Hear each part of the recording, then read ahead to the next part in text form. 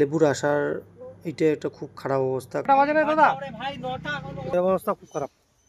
লোক নিয়ে এসে সব থেকে ভালো। তো হ্যালো গুরুজনদের প্রণাম, ছোটদের ভালোবাসা।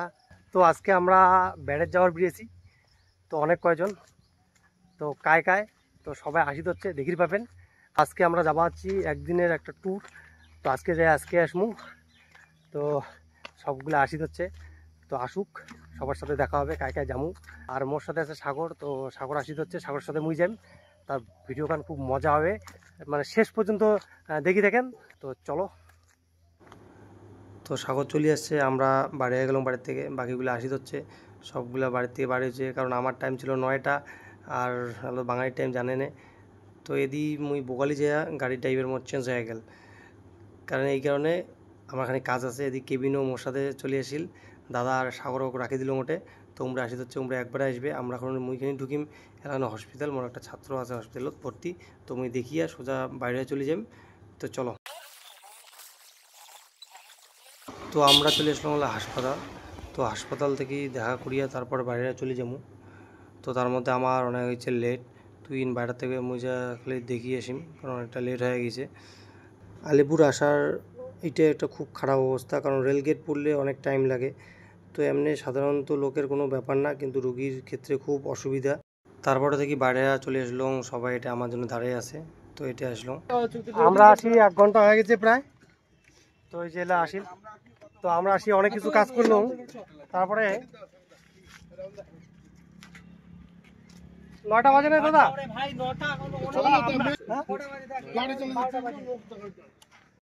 তো আমরা এলা রওনা দেবো আমার গন্তব্যস্থলত। চলো।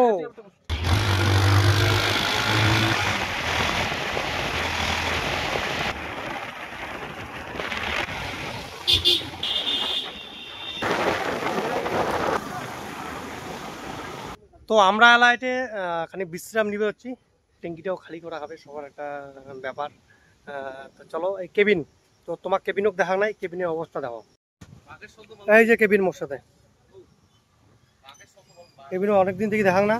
তো কেবিনের হালাত অবস্থা, এই অবস্থা খুব খারাপ।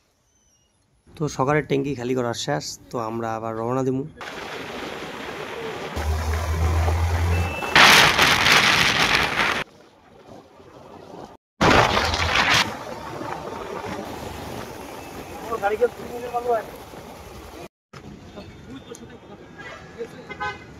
তো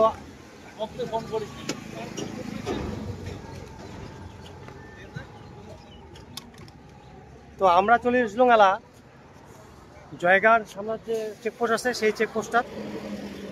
তো সবাই হাত মুখ পরিষ্কার করে যাচ্ছে। দাদা রাহুলদের সাথে আমি কোনোদিনও কথা করি না। রাহুল আমাকে ব্যাক কল করে নাই, এতবার রাত্রিবেল কল করার পরেও কোনো কিছু তো হয়ে যেত, তারপরে একটা কল ব্যাক করে নাই। ঠিক আছে, আমার একটা সেলফ রেসপেক্ট আছে। তো চলো, সবাই সব চাটি দিচ্ছে, হাত মুখ পরিষ্কার করে দিচ্ছে। আচ্ছা দাদা কি নেবে দাদা?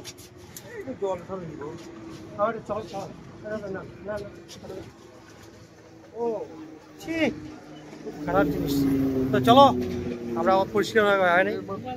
তো আমরা এটা আর বেশিক্ষণ লেট করলাম না, হাত মুখ পরিষ্কার করে সোজা চলে গেলাম আমরা ভুটান গেটের সামনে। তো গেটটা যা লাগিয়ে দিচ্ছে না, অসাধারণ।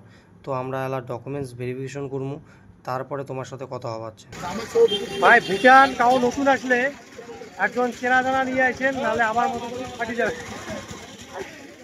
2টা পার হয়ে গেলে আমরা এলা ভুটান ঢুকে পেলো না, কারণ আমরা সেরকম কিছু জানি না, তার জন্য নতুন এক্সপিরিয়েন্স হল। তো ভুটান আসলে জানাশোনা লোক নিয়ে আসে সব থেকে ভালো।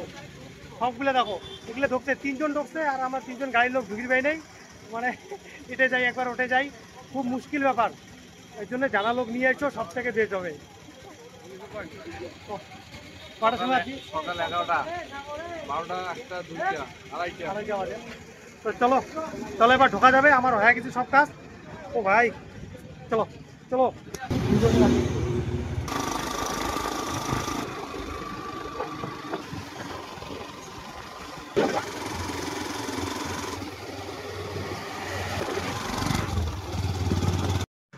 তো আমরা চলে আসলো এলা ভুটান। আর ভুটানের আমরা এমন জায়গা আছি, সেটার নাম কাও জানি না, মানে গাড়ি চলতেই আছে আর আমরা যাইতে আছি। আর পেটের ভক্ত চোচো লাগাইছে, মানে খাওয়ারও সেরকম জায়গা পাওয়া হচ্ছে না। একটা এই সবে এটা এসে দাঁড়াইলো। আর ভুটানের নিয়ম কানুনটা আমারগুলোর খুব মানে খুব কম জানা, এর জন্য আমার ভয় লাগিয়ে যাচ্ছে। ভয় কি আমার জানা নাই না সেরকম, যে কোর্টে কী করবো, কোর্টে দাঁড়াবো, এটা সেরকম হুট করে দাঁড়াও যায় না। খেলা পুরো ফটোশ্যুট হবে, সব ফটোশ্যুট দেখাচ্ছে। চলো। তো ভুটান আসি আমার সব থেকে খারাপ এক্সপিরিয়েন্স হল, মানে এত বাজে এক্সপিরিয়েন্স মানে করার মতো না। এটা এসে একটাই খালি ভালো হল, সেটা হলো আমার গাড়ির ট্যাঙ্কিগুলো ফুল হয়েছে, তো এটা কম, পেট্রোলের দাম একটুখানি কম। তো ভিডিওটা বেশি লম্বা করি না, এতটুকুই। দেখা হচ্ছে নেক্সট ভিডিও।